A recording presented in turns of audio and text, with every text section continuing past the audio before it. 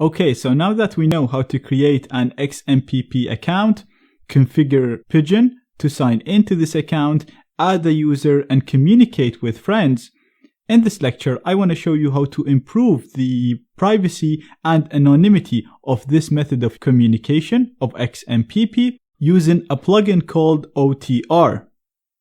So as you can see right now, when we're sending messages, you can see in here at the bottom right, it's saying that our communication is not private. To understand why our communication is not private, let's have a closer look on what happens when you send a message. So we have David and John here that want to communicate. They're using an XMPP server to communicate. It doesn't matter what server they use. Like I said, they could be using two different servers. So David has a message that is a secret message. He sends it to the XMPP server that he uses, and then this server might relay it to other servers or directly send it to John. Then John can open the message and read it. Now, pretty much all of the servers in the list I gave you in the previous lecture support TLS, and if you choose a grade A server, then that means they're using the latest and greatest specifications for TLS.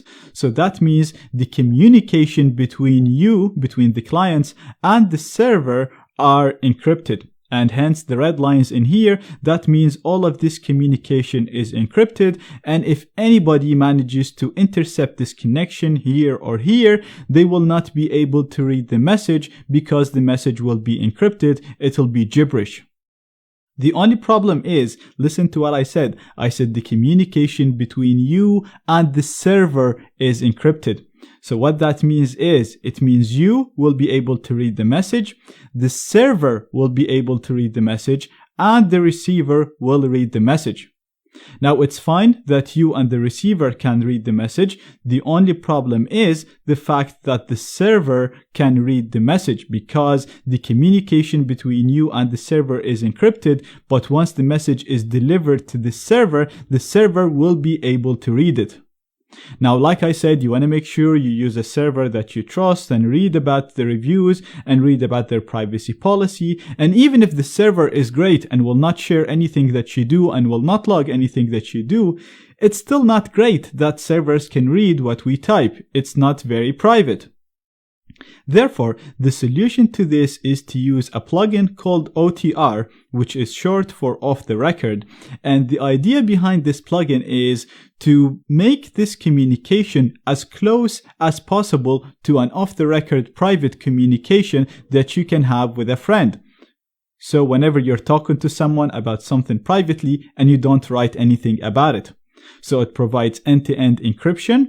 It provides authentication, so we'll be able to verify the person we're talking to. It provides perfect forward secrecy and deniability. Now, the way this works is, so let's go back to our diagram. We have David who wants to send a message over an XMPP server that is using TLS. So as you can see, we have red lines here indicating that the communication is private. But what happens is, before sending this secret message, David is going to encrypt this secret message. So the message will become gibberish, and then and only then he will forward it to the XMPP server. This means that the message that the server will receive will be gibberish. It will not be readable. Then the server will relay this message to John. When John opens this message, it's still gibberish, and he will have to use a key to decrypt it and read the content of the message. This way, the only two entities that are able to read the content of the message are David and John, the sender and the receiver. And even though the XMPP server will read the message, the content of the message will be gibberish because it got encrypted by David before sending it. Not only that, anyone that intercepts the communication in here, they will have to bypass two layers of protection now. They'll have to bypass TLS and the encryption implemented by the OTR plugin. So let's go ahead and see how we can configure this with Pidgin so that we can encrypt our messages and send them privately. So right here, I'm already logged in to the account that we created previously. And before I send any further unprivate messages, I'm going to go to Tools, Plugins, and I'm going to look for OTR, or off the record. We have it right here. And as you can see, it's enabled by default. And I'm going to click on Configure to configure this plugin. And what I want to do right now is make sure that it is enabled. I want to make sure that automatically initiate private messaging and require private messaging are ticked, so that even if I try to send any messages unencrypted in the future, Pidgin will refuse that. So I'll have to always use encryption. That's done now. I'm going to close this. And now when we come here, when we come to a conversation, so let's close this and just show you the steps from the start. So you'll double click because you want to talk to your friend. And again, before you do anything, as you can see, it's saying the communication is not private. So you can either click on this, you can click on the OTR in here, or on this icon. So I'm going to click on this, and we're going to select Start Private Conversation to enable OTR off the record and start communicating with my friend privately. So as you can see, it's telling us that it's generating a private key for me, and it's done. So I'm going to click on OK. And right now, if I send a message, so let's say this is a test, and send it. If we go here, as you can see, this is the friend that I sent the message to. He automatically got a private key as well because I requested to initiate a private conversation. And as you can see, automatically for him, it's saying it's unverified. So it changed from private to unverified. We'll talk about what the unverified means later, but basically this means that the communication between us now is encrypted. And as you can see, we get the message. So now if I say hello back and go to the other person, as you can see, we received it right here. And basically this means that any message I send from here or from the other account is always encrypted at my end and only decrypted at the end at the destination. So even the server will not be able to read the contents. So that's it for this lecture. Now our communication is private. As you can see, we still have one more notification in here saying that our communication is unverified. So we bypassed the private problem. Now our communication is unverified. I will talk about what that means and how to fix this in the next lecture. Okay, so far we signed up with XMPP, which, like I said, can be more private and more anonymous than normal messaging services. We're also using this from Tails, which is live and amnesic and comes with the latest patches and more secure than normal operating systems. So right now, our method of instant messaging is more private and much more anonymous than normal instant messengers. We're also using end-to-end encryption, so whenever we send a message, it gets encrypted on our end and never gets decrypted until it reaches the destination, so no one can read the content of the message. Even the server that we're using to facilitate the connection cannot see the messages that we send. So this is really, really good. The servers you also use TLS. So everything is set up properly so far. The only problem that we have is you can see here at the bottom, it's still telling us that the communication is unverified. So it is private, but it's just unverified. And what's meant by this is right now, we're still not sure that the person on the other end, this person right here, is who they're claiming to be. What if someone managed to hack into this person's account? Or what if someone has managed to impersonate this account? So how can we be so sure that the person using this account right here is the person that we want to communicate with? So this is what the warning is telling us. We haven't verified the person on the other end. And in this lecture, I want to show you a number of methods on how we can do this. So we're going to click on the notification and we're going to click on Authenticate Body.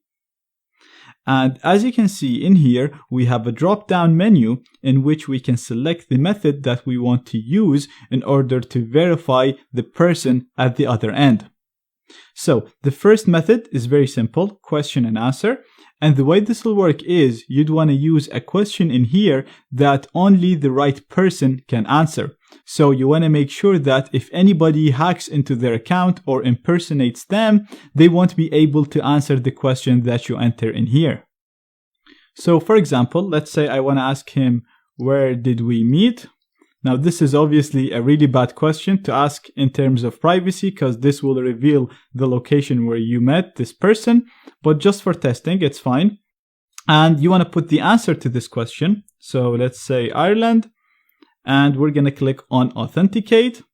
So right now, as you can see, we're waiting for the person to respond to this question. And if we go to the person's account, as you can see, he got this message telling him that the other person is trying to authenticate you. The question is, where did you meet? And he has to put the answer here. So if I put the correct answer in here, click on authenticate. As you can see, it's telling this person that your buddy has successfully authenticated you, and you may want to authenticate them. So you may want to use a different method of authentication to make sure that that person is who you think they are. But if we go back here, you can see that is telling us that the authentication is successful and the communication right now is private. The warning is gone. So right now we're using end-to-end encryption. Everything is encrypted on our end and only decrypted at the other end. We also verified that the person at the other end is the person that we actually want to communicate with. We're using XMPP to send the messages. Like I said, this is a decentralized messaging protocol that is not really owned by a single company. And you can even set up your own XMPP servers. So therefore, there isn't a single entity that could spy or could see what's happening. Now, there are actually other methods to verify the other person. So if we go here and click on Authenticate Body, you can also choose a secret, a shared secret. So this way you don't ask a question. You need to agree with the other person on a secret that you use to authenticate them. So you would only put the secret in here. They'll be prompted for the secret as well. And if you both put the right correct secret, they will be authenticated. And the last method of authentication, you can use manual fingerprint verification, where you will have to send your fingerprint, which is this one right here, this code, to the other person, but you want to do this using another method of communication. So you want to either call them or send it to them by email or another secure method of communication. And then once they get it, go to the authenticate, go on the fingerprints as well, and compare the fingerprint that you send them to the fingerprint that they see in here. Now, as you can see, this method is a little bit more complex and would require more steps, but the other two methods that I showed you earlier are only available in the recent Pidgin versions. So if your buddy or your friend is using an older version, you might have to use this method. So that's it for now. You can go ahead and start communicating with your friends using Pidgin with XMPP and OTR, and this way your communication will be private. You'll be able to authenticate your friend, make sure that the right person, and therefore your communication will be more anonymous.